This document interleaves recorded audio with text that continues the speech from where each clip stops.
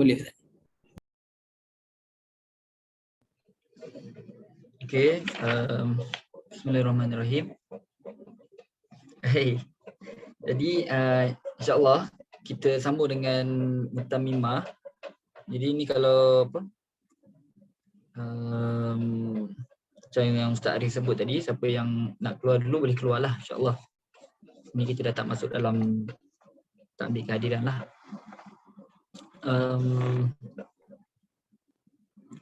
Okey, jadi kitab Mutammimah ni salah satu kitab orang kata pelengkap.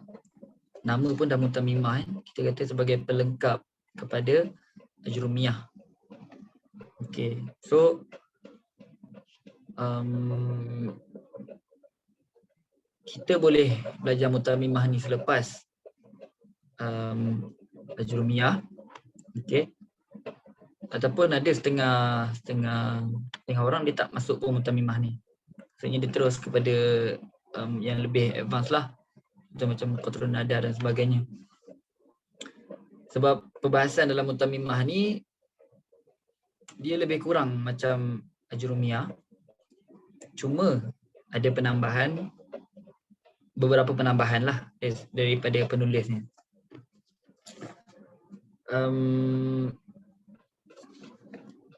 Jadi kita akan baca matan Mutammimah tu. Syarah yang saya akan gunakan adalah pertama daripada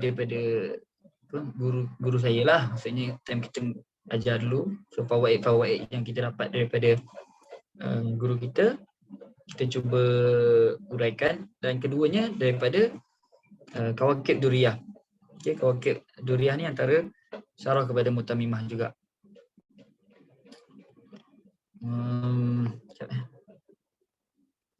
Okey. Jadi pengarang kepada kitab Mutammimah Ajrumiyah ni adalah Imam Al-Hattab Ar-Ru'aini. Okey, Imam Al-Hattab Ar-Ru'aini. Kalau tak silap saya, beliau pun ada beliau ada banyak syarah sebenarnya bagi matan-matan ilmu. Antaranya bagi contoh matan bagi Waraqat. Apa nama syarah beliau? Saya tak ingat. Qurratul Aini ke satu lagi. Okey, so dia ada syarah kepada Waraqat dan banyak lagi kitab-kitab yang lain. Itu antaranya. Kemudian syarah bagi Mutammimah tu satu adalah Kawakib Ad-Duriyah.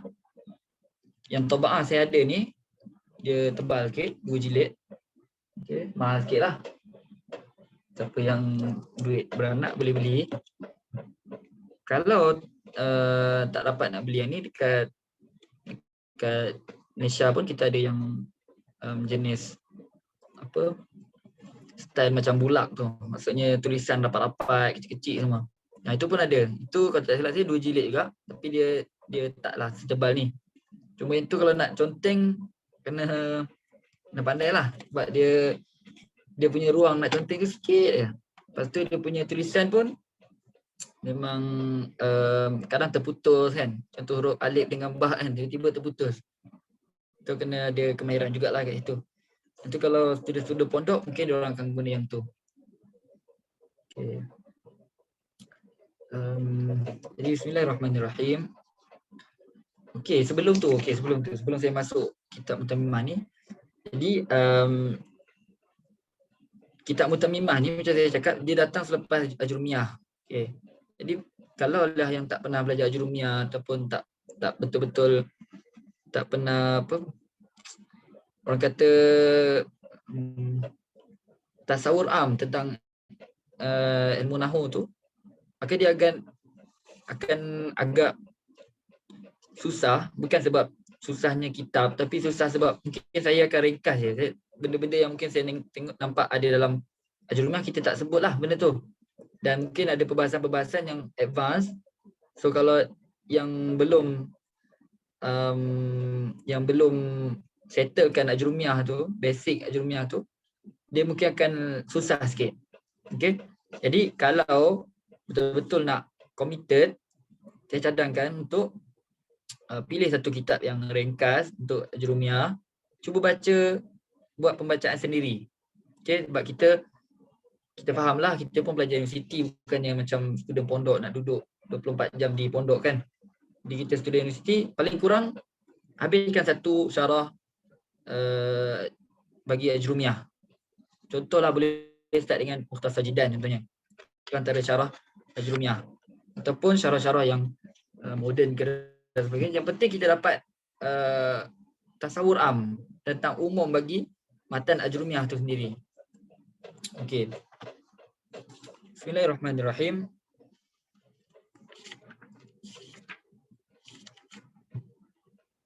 Qala al-musannif rahimahullah wa nafa'ana bihi wa bi'ulumihi fid dharain amin. Bismillahirrahmanirrahim. Alhamdulillahirabbil alamin. Segala puji bagi Allah Rabbil Alamin, pemilik sekalian alam. Wassalatu wassalamu ala sayyidina, selawat dan salam ke atas penghulu kita Muhammadin wa ala alihi wa sahbihi ajma'in. Nabi Muhammad sallallahu alaihi wasallam, dan selawat dan salam ke atas para ahli keluarga baginda, para sahabat baginda sekalian. Wa ba'du, wa ba'da ma dzukira minas salati wassalam, selepas apa yang disebutkan dari selawat dan salam,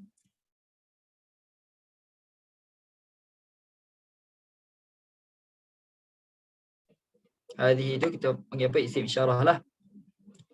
So dalam syarah saya ni dia ada satu perbincangan tentang isyarah yang disebutkan dekat sini, hadhihi tu. Ini pun dalam kitab-kitab yang lain, kalau kita baca kitab-kitab turas, dia akan sebut juga, dia akan bincang. Hadhihi dekat situ, adakah dia isyarat kepada suatu benda yang mahsus, yang boleh, yang apa, konkret. Maksudnya kepada muqaddimah yang memang dah siap. Contohlah macam kita tulis buku kan, kita tulis pendahuluan buku tu. Jadi kita sebut ini adalah suatu buku, contoh kita sebut macam tu kan. Jadi ini kita tu, adakah dia merujuk kepada suatu benda yang memang ada dah depan mata kita. Contoh macam saya cakap buku tadi kan. Okey, saya tunjuk ini adalah suatu buku. Jadi ini kita tu merujuk kepada buku ni. Memang dah ada lah, mahsus kita panggil. Konkret, memang ada depan mata kita. Tapi macam mana pula kalau buku tu kita tak siap lagi? Kita nak tulis buku ni, kita baru nak tulis mukadimah je. Tapi kita dah sebut ini adalah suatu buku. Jadi buku kita tu pada tak siap lagi ni. Kat mana ini kita tu tunjuk? Okay, jadi perbahasannya adalah ada dua. Satu, kalau benda tu dah siap, baru kita tulis mukadimah ataupun baru kita tulis kita punya kata-kata tu, maka ini tu, isyarah hadhihi tu, dia akan tunjuk kepada suatu benda yang mahsus, yang memang dah siap. Itu normal lah. Tapi kalau lah benda tu tak siap lagi, dia akan tunjuk kepada suatu benda yang makul, yang ada pada akal kita, iaitu rangka buku tersebut. Seolah-olah macam kita dah siap, tapi dalam akal kita, rangka buku tu kita dah nampak semua macam mana. So ini kita tu tunjuk kepada suatu benda yang ada pada makul kita tadi. Jadi itu antara perbincangan lah. Kalau kita tengok dalam kitab-kitab lain pun, dia akan sebut fahadhihi muqaddimatun, maka ini adalah suatu muqaddimah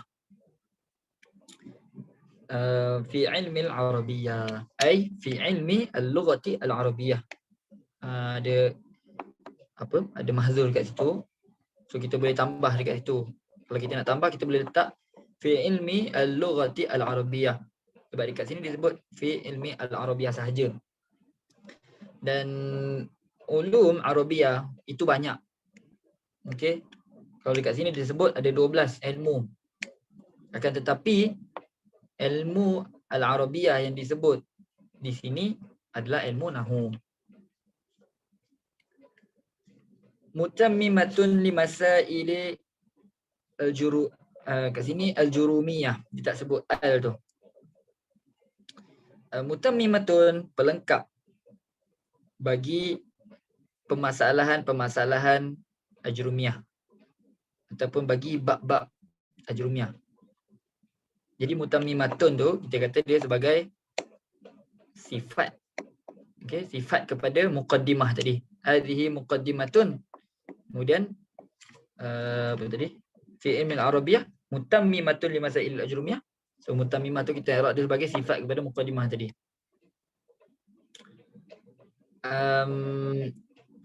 Takunu wasitatan bainaha wa baina ghairiha min al-mutawwalat. Takunu mutammimah tadi dia menjadi wasitatan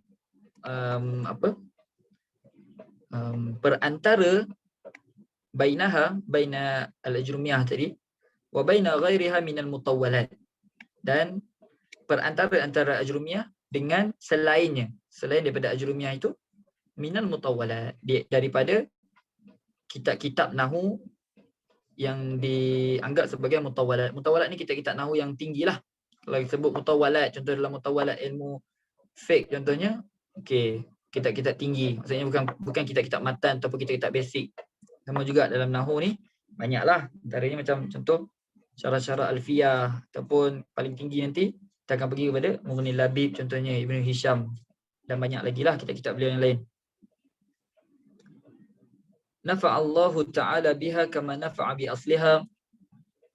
Semoga Allah memanfaatkan dengannya, dengan muqaddimah tadi, mutammimah ni, kama nafa'a bi asliha, sebagaimana Allah SWT memanfaatkan dengan asliha, dengan asal bagi muqaddimah tadi.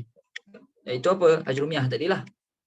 Kan? Sebab mutammimah ni dia ada disebabkan adanya ajrumiyah tu. Sebab dia nak syarahkan ajrumiyah tu ataupun dia nak tambahkan lagi apa yang perbahasan dalam ajrumiyah. Fil hayati wa ba'dal mamat, di dunia ini dan selepas mati. Innahu qaribun mujibud da'awat. Sesungguhnya Allah SWT itu sangatlah dekat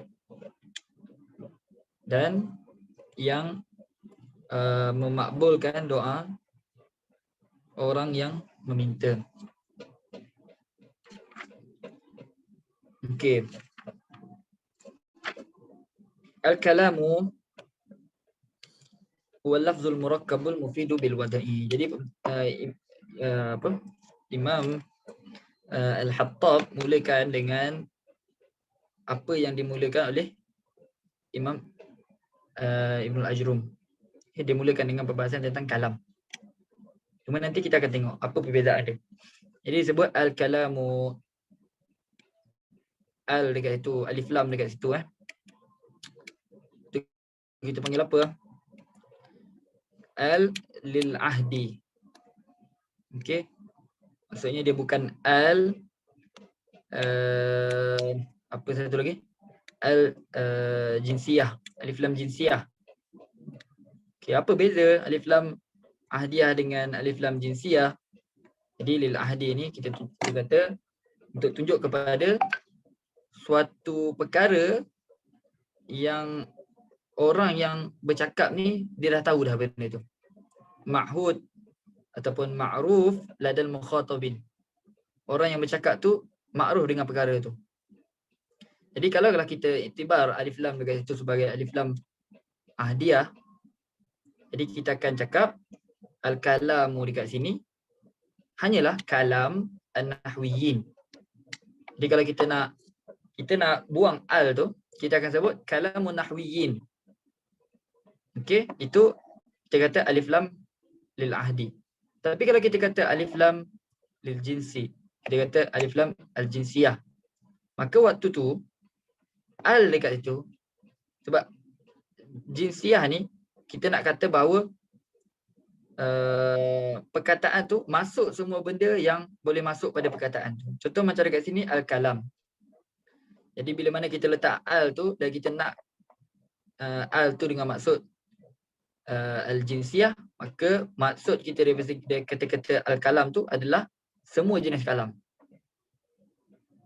Beza dengan tadi lil ahdi tadi, kita hanya khususkan untuk kalamun nahwiyin, kalam ulama nahwu. Adapun kalau kita letak al-jinsiyah, kita nak masuk dengan semua jenis kalam. Adapun dekat sini yang dimasukkan dengan al di situ adalah al lil ahdi.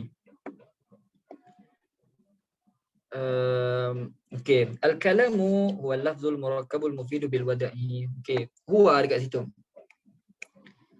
Huwa tu kita panggil dia sebagai al-fasil. Al-fasil yang memisahkan antara perkataan kalam dan al-lafzu. Ini kalau kita tengok dalam syarah Ajurumiyah contohnya, kitab syarah Al-Kafrawi, dia akan sebut huwa dekat situ, i'rab dia. Jadi huwa dekat situ function dia adalah untuk kita bezakan al-lafzu tu dia bukan sama ada dia tu sifat bagi al-kalam ataupun dia tu khabar bagi al-kalam. Kalau kita tak letak huwa dekat situ, orang mungkin boleh salah sangka mengatakan bahawa al-lafzu dekat situ sifat bagi al-kalam. Al-kalamu, al-lafzul, al-murakkabu, kan? So, al-lafzu dekat itu kita boleh kata dia jadi sifat kepada al-kalam. Tapi kalau kita letak huwa dekat situ, automatik kita akan cakap al-lafzu tu akan jadi khabar. Maksudnya dia bukan jadi sifat kepada kalam. Jadi al-kalamu huwa al-lafzul murakkabul mufidu bil wada'i. Jadi setiap satu tu ada maksud dia. Contoh al-lafzu. Kenapa disebut al-lafzu? Lafaz saja. Lafaz ni kita kata suara lah. Kemudian al-murakkabu, dan nanti dalam kalau baca syarah Ajurumiyah dia akan sebutlah ihtirazat. Maksudnya keluar daripada lafaz perkataan al-lafzu ni apa-apa yang selain lafaz. Contohnya isyarat contohnya ataupun tulisan contohnya. Okey. Dia nak hanya suara. Al-murakkabul mufidu, yang murakkab. Okey, bukan mufrad. Al-mufidu, yang memberi faedah. Maksudnya bila kita kata benda tu, orang dah tak tahu tunggu dah. Lengkap dah ayat kita tu.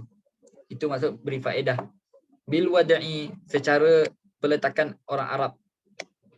Itu satu pendapat. Ada pendapat lain kata bil wada'i dekat sini dengan maksud memang kita ada qasad untuk katakan benda tu. Kalau kita tak ada qasad, contohnya kita tengah tidur, kemudian kita bercakap, mungkin kita akan, dia dah sempurna dah, dia memang lafaz, dia murakkab, dia mufid contohnya, ayat tu memang difahami, tapi tanpa qasad kita tak nak pun cakap benda tu tapi ngigau contohnya, maka waktu tu tak dipanggil al-kalam sebab dia tak ada syarat yang keempat tu, bil wada'i. Okey. Wa aqallu ma yata'allafu min ismaini, dan sekurang-kurang ma yata'allafu, sekurang-kurang apa yang terbina kalam itu adalah min ismaini, daripada dua isim. Okay, so kalam paling kurang dia akan terbina daripada dua isim. Sebagai contoh, Zaidun qa'imun. Okay, Zaid qa'imun. Zaid tu isim, qa'imun pun isim, mubtada khabar. So lengkap jadi kalam. Itu paling kurang dua. Au min fi'lin wa wasmin, ataupun dari fi'il dan isim. Contohnya qama Zaidun. Okay, so ada fi'il, ada isim. Wal kalimatu, okay. Perkataan wa aqallu ma yata'alafu min ismaini nahu Zaidun qa'imun, ini tak ada dalam Ajurumiyah. Cuma dia ada dalam Ajurumiyah, dia bagi contoh. Dia bagi contoh terus.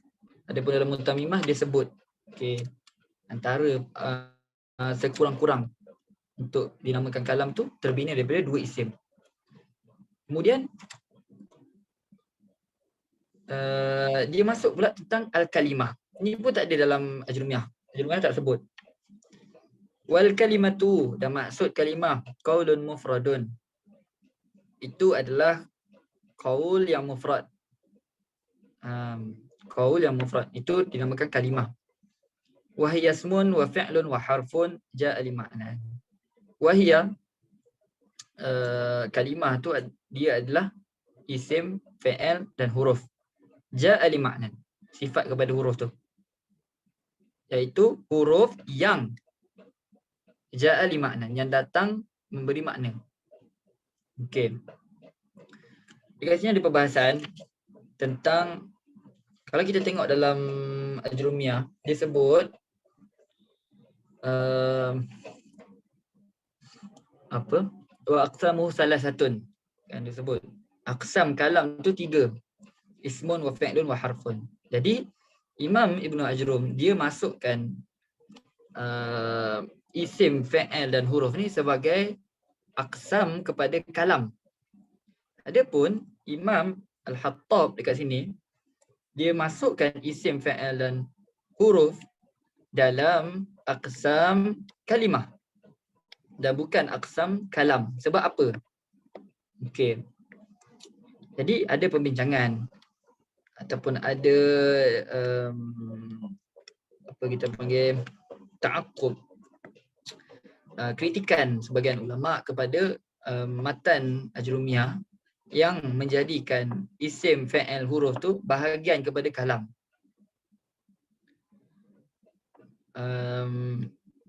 Sebab yang tepatnya adalah isim, fi'il, huruf itu adalah bahagian kepada kalimah.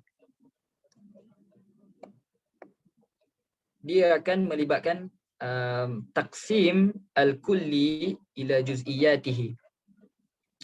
Maksudnya okey, secara mula-mula sekali kita kena faham tentang taksim ni, tentang pembahagian. Pembahagian kita kata ada 2 jenis. Sama ada pembahagian al-kulli ila juz'iyatihi ataupun pembahagian al-kull ila juz'ihi. Ada beza tu. Pertama, kulli dan juz'i. Ada ya nisbah. Yang kedua, tak ada ya nisbah. Kull saja. Kullu dengan juz'u. Dan perbincangan ni dia melibatkan perbincangan mantik jugalah. Okey, apa beza antara dua ni? Taksim al-kulli ila juz'iyatihi ini kita kata sebagai contoh macam taksim manusia kepada Zaid, Amar, Ali. Itu contoh dia. Saya tak masuklah takrif dan sebagainya. Kita bagi contoh. Okey, jadi insan, manusia tu, itu kita bagi sebagai al-kulli. Kalimah yang al-kulli. Apa maksud dengan kalimah al-kulli ni? Al-kulli dengan maksud kalimah yang ataupun ya kalimah yang tidak, yang boleh berlaku padanya perkongsian. Maksudnya insan. Insan ni perkataan kulli. Sebab apa kita panggil dia kulli? Sebab dia boleh berkongsi pada banyak orang. Contoh orang A, kita boleh panggil dia insan. Orang B, kita boleh panggil dia insan. Orang C, kita boleh panggil dia insan. Jadi boleh berlaku perkongsian pada satu kalimah yang sama. Ataupun suatu, lebih tepatnya suatu mafhum ataupun mahiyah. Adapun juz'i, itu adalah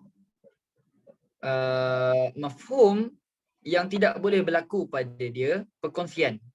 Contoh macam saya cakap nama Zawawi contohnya, nama saya Zawawi. Jadi perkataan Zawawi tu kita tak tengoklah kepada perkataan tu. Perkataan tu mungkin kita boleh kata boleh je berlaku perkongsian. Ada je Zawawi dekat mana, dekat apa? Terengganu contohnya, dekat Kelantan seorang, dekat Morocco seorang. Dekat mana-mana kan. Okey, contoh. Tapi kita tak masukkan yang tu kita masukkan dekat sini adalah diri Zawawi tersebut. Jadi Zawawi yang saya maksudkan ni yang tengah bercakap. Yang mana tidak ada orang lain dekat dunia ni yang namanya Zawawi dan dirinya macam saya. Hanya ada seorang. Okey. Jadi itu kita panggil sebagai juz'i. Sebab kita tak boleh berkongsi orang lain. Tak ada tiba-tiba ada orang kedua. Kalau pun ada orang kedua, itu bukan Zawawi yang pertama ni. Sebab Zawawi yang pertama ni dia dah start awal dah. Dia dah diciptakan lebih awal. Zawawi yang kedua tu diciptakan lebih kemudian lagi. Jadi dari segi tu pun dia dah lain. Muhim, kita kata juz'i dengan kulli itu mafhum. Okey. Jadi sama juga tadi macam insan dengan Zaid, Amar, Ali contohnya. Jadi insan tu kita panggil dia lafaz yang kulli sebab dia boleh berkongsi pada banyak orang. Kita boleh cakap ramai orang. Okey, ni insan, ni insan, ni insan. Tapi Zaid contohnya. Bukan perkataan Zaid tu Zaid yang khusus. Macam perkataan Zawawi tadi. Zawawi yang khusus. Jadi perkataan Zaid yang khusus tu itu hanya ada seorang. Tak boleh berkongsi pada dia banyak orang. Okey. Itu kita panggil dia taksim al-kulli ila juz'iyatihi. Okey, taksim al-kulli ila juz'iyatihi. Ini kalau kita tengok dekat sini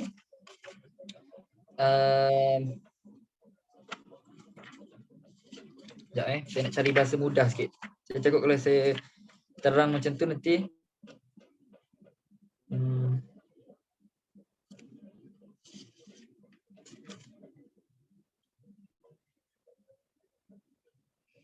okey. Jadi manusia dengan Zaid tadi. Kalaulah saya tunjuk dekat Zaid yang tertentu tu, saya tunjuk dekat dia, lepas tu saya cakap ini insan, saya cakap ini manusia. Boleh ke tak? Boleh. Sah untuk saya cakap dekat insan ni, ini dekat Zaid tadi, ini adalah manusia. Kemudian saya cakap pula dekat Amar, ini adalah manusia. Pun sah juga. Saya cakap dekat Ali, ini adalah manusia. Pun sah juga. Okey. Jadi taksim al-kulli ila juz'iyatihi, kita boleh itlakkan, kita boleh sebut perkataan kulli itu pada juz'i dia tanpa memerlukan adanya tiga-tiga bahagian tadi, barulah kita boleh sebut ini manusia. Sebab saya tak perlukan Amar, saya tak perlukan Ali untuk berada sekali dengan Zaid, barulah saya boleh cakap ini manusia. Tak perlu. Saya just perlukan Amar contohnya seorang, maka saya panggil dia manusia. Cukup dah. Beza dengan taksim al-kull ila juz'i. Okey. Taksim al-kull ila juz'i sebagaimana contoh dia badan dengan anggota badan. Ataupun Zaid dengan anggota badan Zaid. Okey. So kita ada Zaid contohnya. Kemudian kita ada kepala, kita ada badan, kita ada kaki. Okey. Jadi kita pecahkan. Zaid terdiri daripada kaki, kepala dan badan. Ada 3 bahagian. Jadi pembahagian kita ni, ini kita panggil taksim al-kull ila juz'i ila ajza'ihi. Okey, sebab apa? Sebab kalaulah saya tunjuk dekat tangan saja, tu saya cakap ini Zaid. Sah tak perkataan saya tu? Tak sah sebab kita akan cakap ini bukan Zaid lagi. Ini baru tangan Zaid. Belum Zaid secara sempurna lagi. Ataupun kita tunjuk dekat kepala dia. Kita kata ini Zaid. Tak juga. Sebab ini kepala Zaid. Ataupun dekat kaki dia. Ini kaki Zaid. Macam mana kalau kita nak tunjuk ini Zaid? Kita kena gabungkan semua. Kena ada 3-3. Kepala ada, badan ada, kaki ada. Okey, satu manusia lengkap. Okey, ini Zaid. Barulah sah kita punya penggunaan itlak kita ini Zaid.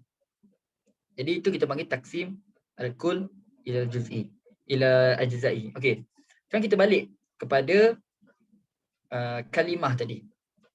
Taksim isim, fa'il, huruf kepada okey, taksim al-kalimah kepada isim, fa'il, huruf, ini kita panggil sebagai taksim al-kulli ila juz'iyatihi. Sebab apa? Sebab bila mana kita tunjuk kepada isim contohnya. So kita ada 3, isim, fa'il, huruf. Jadi sekarang ni saya nak tunjuk kepada isim saja. Boleh tak kalau kita cakap isim ni adalah kalimah? Boleh, tak ada masalah. Kemudian saya pergi pula dekat fa'il. Fa'il ini adalah kalimah. Maksudnya contoh perkataan fa'ala contohnya. Saya cakap ini adalah kalimah. Boleh, tak ada masalah. Sebab dia qaulun mufrad. Dia tak semestinya murakkab dan sebagainya. beza dengan kalam tadi. Ataupun saya tunjuk kepada mana-mana huruf, fi contohnya. Saya cakap ini adalah kalimah. Boleh, tak ada masalah. Sebab dia mufrad. Jadi itu taksim al-kulli ila juz'iyati. Adapun kalau saya cakap kita kata kalam terbagi kepada 3 pula tadi. Isim, fa'il, huruf. Okey. Mengikut syarah di sini, dia kata taksim, dua-dua taksim tak boleh nak diletakkan kepada kalam tadi. Maksudnya kita katalah, okey, kenapa Imam Ajrum menyebutkan kalam ni aqsamuhu 3, ismun, fi'lun, harfun, sebab dia guna taksim al-kulli ila juz'iyatihi. Dalam syarah dia kata tak boleh, tak sah. Nanti kita kata, ataupun kita nak kata taksim al-kull ila al-juz'i pun sama, tak boleh juga. Okey. Kita tengok yang pertama tadi. Taksim al-kulli ila juz'iyatihi bagi al-kalam. Jadi bila mana kita cakap macam tu, kita tunjuk dekat isim, kita kata ini kalam. Sebab kita kata tadi taksim al-kulli ila juz'iyatihi tak memerlukan kepada untuk tiga-tiga tu berada pada satu masa. Cukup salah satu je. Jadi saya tunjuk dekat isim, saya cakap ini kalam. Boleh ke tak? Tak boleh. Sebab kita tengok tadi mafhum kalam. Kalam tu dia kena lafzu murakkab al-mufid bil wada'i. Maksudnya kalau lah saya cakap isim kataan apa contoh? Kitabun contohnya. Saya tak boleh nak cakap benda tu kalam. Sebab dia tak murakkab contohnya. Okey, dia tak murakkab. Jadi dia bukan kalam di situ. Jadi sama juga dengan fa'il. Kalau saya cakap satu-satu fa'il ni, ini adalah kalam. Tak boleh juga. Jadi macam mana pun tak sah untuk kita kata taksim al-kulli ila juz'iyati bagi pembagian tadi. Kalau kita kata taksim al-kull ila al-juz'i, yang ni pun sama, tak sah. Tak boleh untuk kita kata taksim al-kull ila ajza'ihi. Sebab apa? Sebab contohnya kalau kita kata macam ni, perkataan qama Zaidun. Okey. Jap, dengar. Saya tersekat ke? Dengar. Okey, alright. Dengar. Okey. Okey, contoh macam perkataan qama Zaidun. Jadi qama Zaidun, adakah kita boleh cakap dia tu sebagai kalam? Kalau ikut taksim al-kull ila al-juz'i ataupun ila ajza'i, tak boleh. Sebab apa? Sebab qama Zaidun tu tak lengkap lagi. Kita kata kalau taksim al-kull ila al-juz'i, kita kena ada tiga-tiga. Kena lengkap. Jadi perkataan qama Zaidun itu masih tak lengkap sebab kita hanya ada fa'il dan kita hanya ada fa'il. Qama Zaidun. Adapun huruf tak ada lagi. Maka qama Zaidun tu kita tak boleh namakan kalam. Jadi tak apa? Sedangkan qama Zaidun tu itu adalah isim, itu adalah fa'il. Macam mana kalau kita nak kata ini adalah kalam? Contohnya perkataan kita kata qad qama Zaidun. Qad qama Zaidun. Jadi qad kita ada huruf, qama kita ada fa'il, kemudian Zaidun kita ada isim. Perkataan kalimah jumlah qad qama Zaidun, itulah yang baru kita boleh panggil dia sebagai kalam. Adapun selain daripada tu, tak boleh untuk kita panggil dia kalam. Jadi still, maka waktu tu akan keluar banyak benda lah. Maka tak sah juga pembahagian al-kull ila al-juz'i bagi pembahagian kalam dan aqsamnya. Jadi sebab itulah Imam ataupun Imam Al-Hattab bawakan di sini pembahagian kalimah kepada 3 dan bukannya pembahagian al-kalam. Sebab apa Imam Ajrum buat macam tu? Takkan dia tak tahu ilmu mantik? Dia kata macam tu. Wallahu a'lam. Kalau saya tak silap saya cuba tengok dalam syarah Kafrawi dia ada sebut. Dia akan sebut Cuma saya tak ingat apa sebab dia. Mungkin antaranya berkait dengan untuk memudahkan mubtadi, orang-orang yang baru nak start dalam ilmu nahwu. Wallahu a'lam. Yang tu kena tengok dalam Syarah Kafrawi kalau tak silap saya, dia akan sebut. Baik. Selesai untuk perkara itu. Jadi kita dapat tengok al-kalimah yang dibahagikan kepada 3. Kemudian nanti dia akan masuk kepada tanda-tanda isim. Dia akan start dengan isim dulu sebab dia sebut isim, fa'il, huruf. Falismu yu'rafu bil isnadi ilaih wa bil khafdi wat tanwin. Di isim dikenali dengan isnadi ilaih. Ini mungkin saya akan masuk ke depan lah, insyaAllah. Okey. Allahu a'lam bissawab.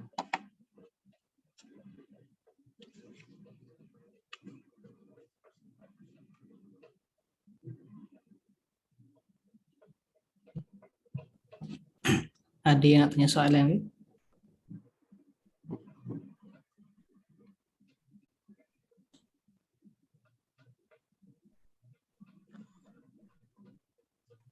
Assalamualaikum Ustaz. Assalamualaikum warahmatullahi. Nak tanya soalan Ustaz. Marhaban. Jadi kalau yang kalam tadi tu kalau dua-dua pembahagian tu tak boleh pakai. Jadi kita nak kata taksim tu sebagai taksim apa Ustaz? Macam mana saya tak jelas, tak dengar. Jadi Ustaz kata taksim kul ila ajza' tak boleh, taksim kulli ila juz'iyat tak boleh juga kan pada kalam tu. Jadi Okey. kita nak kata taksim di situ sebagai taksim apa Ustaz? Okey. Itu saya tak pasti.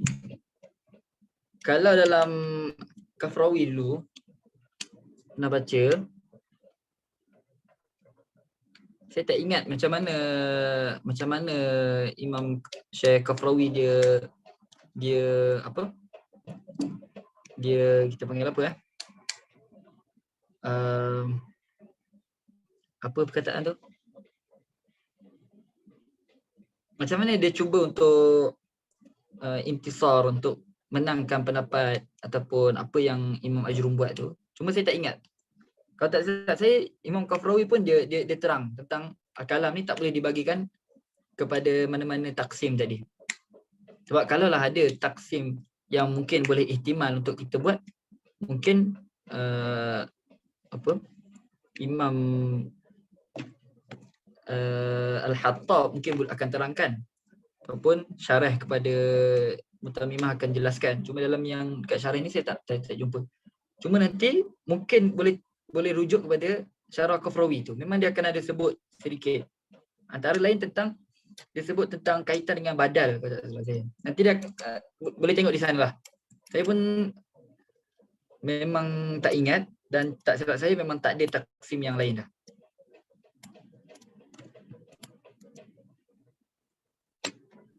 Boleh Ustaz, masih Ustaz. Okey, sama.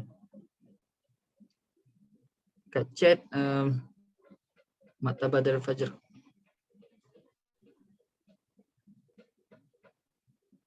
Maktabah Darul Fajr ni untuk kitab apa ya? Untuk kitab Untuk Mutamimah. Mutamimah. Untuk Mutamimah. Okey. Saya tak pasti. Kalau untuk Mutamimah sebab saya tak pakai, yang saya pakai ni Kawakib Duriyah Darul Mubin. Kemudian kalau yang matan saja pun saya tak pakai, saya pakai yang Morocco punya Tabaah.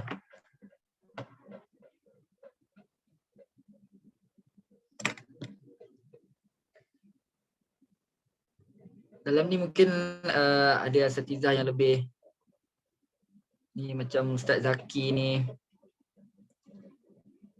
Ustaz Ali Azhar. Marhaban kalau ada apa perkongsian dan sebagainya. Kita lebih kepada muzakarah lah Ustaz Adib Fahmi. Beberapa orang yang saya kenal lah. Ustaz Ammar. Lebih kepada perkongsian kalau macam apa nak bagi pendapat contohnya pun marhaban. Ini antara orang kata medium untuk kita, tak adalah nak serlahkan diri kita, tapi medium untuk kita berlatih menyampaikan pendapat. So, benda ni mungkin kalau dalam kelas lecturer kita segan kan, ada lecturer macam nampak melawan lecturer pula kan. Macam dekat sini okey, kita cuba setakat yang apa yang kita belajar dan sebagainya. Kalau saya tak dapat jawab pun mungkin ada asatidzah dalam kelas kita ni yang mungkin akan boleh jawab. Cuma lagi satu mungkin boleh bagi feedback lah dari segi tahap pengajaran tu. Maksudnya apa yang saya kongsi ni adakah dia apa tinggi ke ataupun mungkin tak faham ke, itu pun penting untuk saya tengok. Sebab kalau lah macam rata-rata boleh faham, mungkin lepas naik kelas saya boleh orang kata itilak lebih dalam lagi syarah Kawakib Durriyah ni, supaya kita faedah-faedah yang dapat daripada Kawakib Durriyah ni kita dapat kongsi sama-sama. Tapi kalau macam maybe ramai yang macam tak faham ke dan sebagainya, kita akan stick kepada yang basic lah, mafhum daripada matan tu sendiri. Okay, so kalau nak bagi feedback mungkin boleh bagi kat Ustaz Arif ke sebagainya. Okay, alhamdulillah. Alright. Okay, kalau ada carangan ke contohnya macam Ustaz ni terlampau panjang lah syarah pun boleh marhaban Sebab saya pun tak pernah, yang Mutamimah ni pernah belajar sekali dengan Ustaz Zainul. Tapi Kawakib kan, syarah kepada Mutamimah itu saya tak pernah orang kata kulit ke kulit lah. So apa yang saya nak buat ni adalah untuk saya sendiri, maksudnya untuk input bagi diri saya sendiri dan untuk kita saling berkongsi. Itulah niat saya lah, insyaAllah. Wallahu a'lam. Terima kasih Ustaz Okay. Rawawi. Tak ada soalan. Kalau ada pun nanti boleh chat dalam grup WhatsApp, tak ada masalah. So setakat ini untuk hari ini, kita sambung minggu harapan insya-Allah. Wallahu a'lam, kita tawakuf dengan tasbih kafarah dan surah Al-Asr.